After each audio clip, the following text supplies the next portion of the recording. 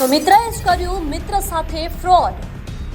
લોભ લાલચ વિશ્વાસ આપી કરી મિત્રએ જ મિત્ર સાથે ફ્રોડ. પીડિત વ્યક્તિ વિજયસિંહ સાથે લાઈવ 24 ની સીધી મુલાકાત.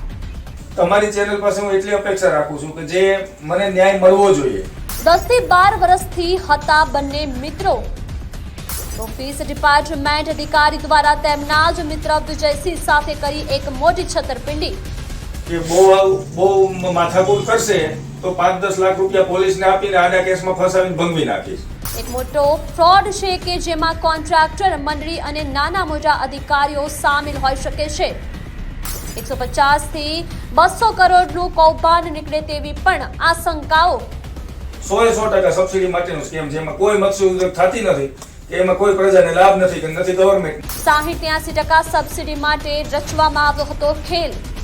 આ પ્રોબ્લેમના કારણે મેં સુસાઇડ કરવાની પણ પ્રયત્ન કર્યો હતો ને એ લોકોને પ્રદ્યુમનસિંહને મહાવીરસિંહ ઝાલા ઘણી મંડળી અધિકારીઓની સંડોવણી હોઈ શકે તેવી પણ આશંકા. માત્ર ને માત્ર સબસિડીની આડમાં સરકાર સાથે કરેલ છેતરપિંડી. જે પ્રોજેક્ટ માટે સબસિડી આપવામાં આવેલ છે એ માત્ર એક સોવાના ગાંઠિયા સમાન બની. તો હવે શું છે સત્ય હકીકત કે લાઈવ 24 ન્યૂઝ ટૂંક જ સમયમાં બહાર લાવશે.